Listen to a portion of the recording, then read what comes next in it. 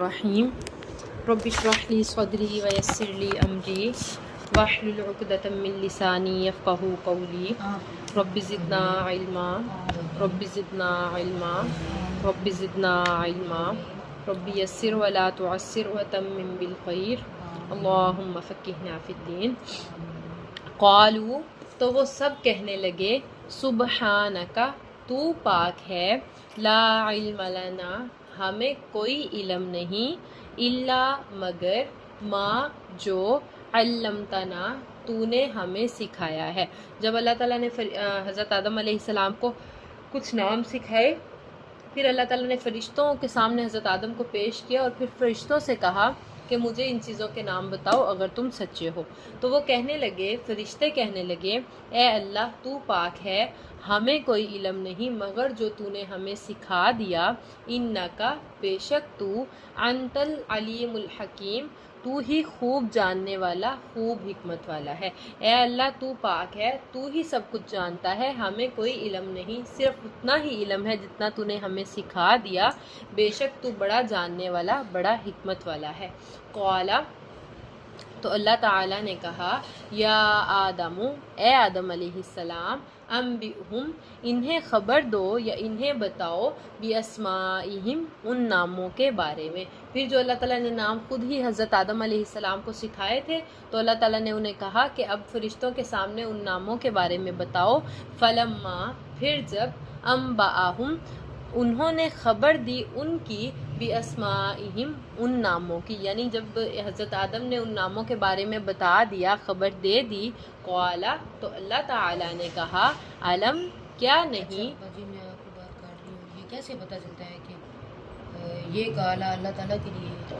یہ آپ کو تھوڑا سا مفہوم سے پتہ چلے گا، یعنی آگے قال یا آدم، اللہ تعالیٰ نے آدم علیہ السلام سے خطاب کیا۔ یہ جب آپ لوگ سبق یاد کریں گے نا، پھر آپ کو پتہ چلے گا کہ کون کس سے، کیونکہ یہ وہ پورا واقعہ بیان ہو رہا ہے کہ کیسے اللہ تعالیٰ نے انسان کو بنایا، پھر فرشتوں کے سامنے پورا، یعنی آپ امیجن کریں کہ آپ کے سامنے ایک نقشہ چل رہا ہے، تو پھر وہ اللہ تعالیٰ نے بتایا۔ جب آپ پھر وہ سبق یاد کریں گے نا، تو آپ کو پتہ چلے گا کہ اس میں کون کس کے بارے میں بات کر رہے ہیں۔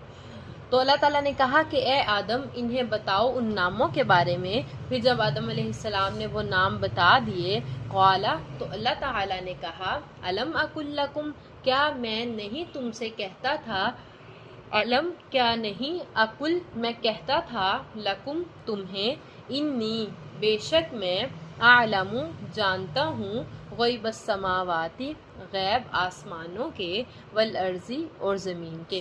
تو اللہ تعالیٰ نے کہا، کیا میں نے تم سے نہیں کہا تھا کہ بے شک میں آسمان اور زمین کے غیب جانتا ہوں، وَأَعْلَمُ، اور میں جانتا ہوں، ما، جو، تبدون، تم ظاہر کرتے ہو، وما، اور جو، تم تکتمون، چھپاتے ہو، یعنی جو تمہارے دلوں کے اندر ہے میں اس کو بھی جاننے والا ہوں، جو تم ظاہر کرتے ہو میں اس کو بھی جانتا ہوں۔ پڑھیں آگے ایک آیت اور، یا بس ایک آیت اور پڑھ دیا، آسان ہے وہ۔ جی۔ وَإِذْ، اور جب، قُلْنَا، ہم نے کہا، لِلْمَلَائِكَةِ، فرشتوں سے، اسجدوا، سجدہ کرو، لِآدَمَ، آدم علیہ السلام کو، فسجدوا، پھر ان سب نے سجدہ کیا، الا، مگر، یا سوائے، ابلیسا، ابلیس کے۔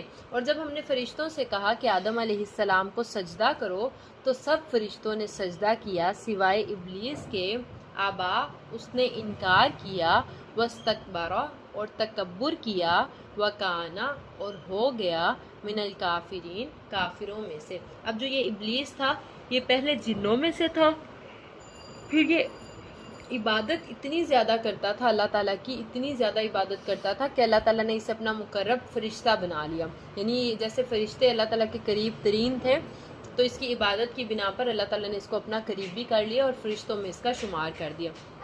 پھر جب اس کا فرشتوں میں شمار ہو گیا، تو فرشتوں کو تو یہ بات زیب بھی نہیں دیتی کہ وہ اللہ کے کسی بات کا انکار کریں، یہ انسان یا جنات ہی تھے، کیونکہ یہ جنوں میں سے تھا بیسیکلی۔ تو جب اللہ تعالیٰ نے سب فرشتوں سے کہا کہ آدم علیہ السلام کو سجدہ کرو، یعنی جب اللہ تعالیٰ نے حضرت آدم کو بنا دیا، تو اللہ تعالیٰ نے سب فرشتوں سے کہا کہ آدم علیہ السلام کو سجدہ کریں، سب فرشتوں نے سجدہ کر لیا اللہ کے حکم کی فوری مانا اللہ تعالیٰ کے حکم کو. یہ جو ابلیس تھا اس نے سجدہ نہیں کیا, اس نے تکبر کیا اور انکار کر دیا اور اپنے انکار کرنے کی وجہ سے کافروں میں سے ہو گیا.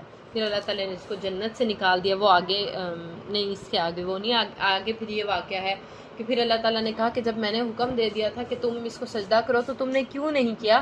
تو پھر اس نے کہا کہ میں نے اس لیے نہیں کیا کہ انسان کو مٹی سے بنایا گیا, مٹی کو جب پھینکا جاتا ہے تو وہ نیچے کی طرف آتی ہے, اور مجھے آگ سے بنایا گیا اور آگ کو جب بھی جلایا جاتا ہے تو وہ اوپر کی طرف اٹھتی ہے. یعنی مجھے یہ بات مجھے یہ بات ہی نہیں زیب دی کہ میں اپنے سے کم تر چیز کو سجدہ کروں.